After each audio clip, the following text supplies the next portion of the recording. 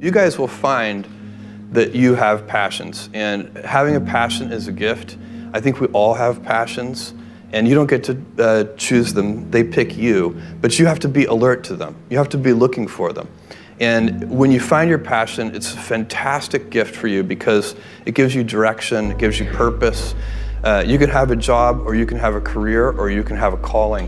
And the best thing is to have a calling. And if you find your passion, you'll have that, and all your work won't feel like work to you. Many kids and many grown-ups do figure out over time what their passions are.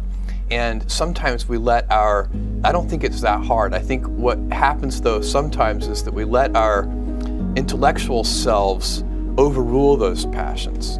And so that's what needs to be guarded against. My job, one of my jobs as the leader of Amazon, is to encourage people to be bold.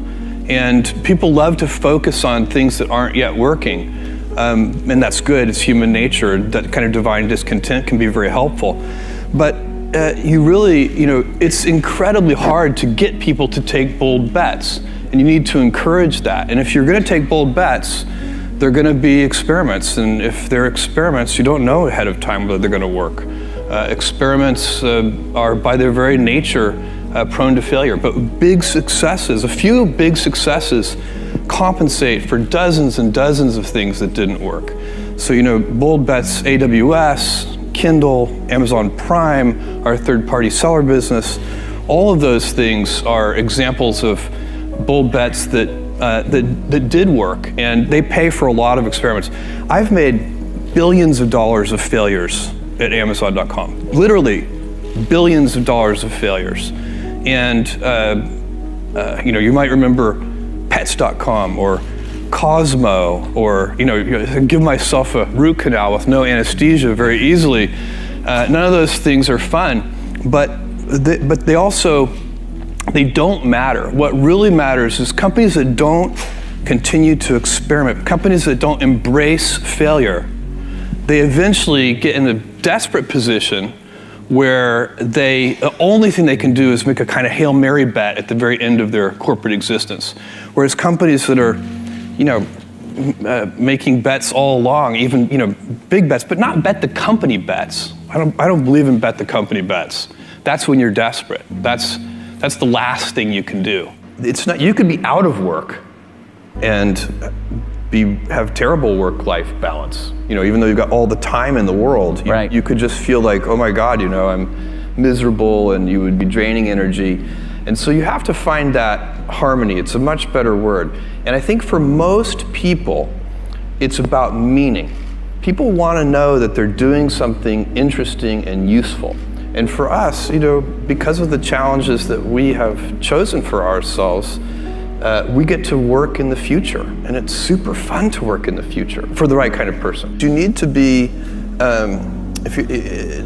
nimble and robust. So you need to be able to take a punch, and you also need to be quick and innovative and doing new things at a high speed. That's the best defense against the future.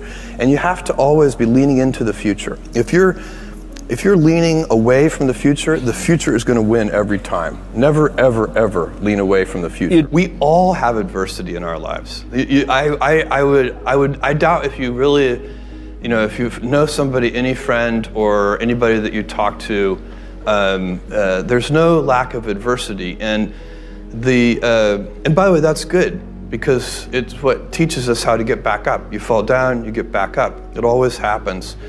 And you get certain gifts in life, and you want to take advantage of those. But I guess my advice on adversity and success would be to be proud not of your gifts, but of your hard work and your choices. So, you may be, the kinds of gifts you get in life, you might be really good at math. It might be really easy for you. That's a kind of gift. But practicing that math and taking it to the next step, that could be very challenging and hard, and take a lot of sweat. That's a choice. You can't really be proud of your gifts because they were given to you. You can be grateful for them and thankful for them. But your choices you choose to work hard. You choose to do hard things. Those are choices that you can be proud of. Being an inventor requires, because the world is so complicated, you have to be a domain expert. I mean, in a way, even if you're not at the beginning, you have to learn enough so that you become a domain expert. But the danger is once you become a domain expert, you can be trapped by that knowledge. And so inventors have this paradoxical ability to have that 10,000 hours of practice and be a real domain expert and have that beginner's mind. Have that look at it freshly, even though they know so much about the domain. And that's the key to inventing. You have to have both. And I think that is intentional. I think all of us have that inside of us, and we can all do it, but you have to be intentional about it. You have to say, yeah, I am going to become an expert, and I'm going to keep my beginner's mind. You can't skip steps. You have to put one foot in front of the other. Things take time. There are no shortcuts. And but you want to do those steps with passion and ferocity. It's easy to have ideas. It's very hard to turn an idea into a successful product. There are a lot of steps in between, and it takes persistence, relentlessness. So I always tell people who think they want to be entrepreneurs, you need a combination of stubborn relentlessness and flexibility. And you have to know when to be which. And basically you need to be stubborn on your vision, because otherwise it'll be too easy to give up. But you need to be very flexible on the details, because as you go along pursuing your vision, you'll find that some of your preconceptions were wrong, and you're going to need to be able to change those things. So I think taking an idea successfully all the way to the market and turning it into a real product that people care about and that really improves people's lives is a lot of hard work. Don't try to chase what is kind of the hot passion of the day. I think we actually saw this. I think you see it all over the place in many different contexts, but I think we saw it in the internet world quite a bit, where at the sort of peak of the sort of internet mania in say 1999, you found people who were very passionate about something. They kind of left that job and decided, I'm going to do something in the internet, because it's it was almost like the 1849 gold rush in a way. I mean, you find that people, if you go back and study the history of the 1849 gold rush, you find that at that time everybody who was within shouting distance of California was they might have been a doctor, but they quit being a doctor and they started panning for gold, and that almost never works. And even if it does work, according to some metric, financial success or whatever it might be, I suspect it leaves you ultimately unsatisfied. So you really need to be very clear with yourself.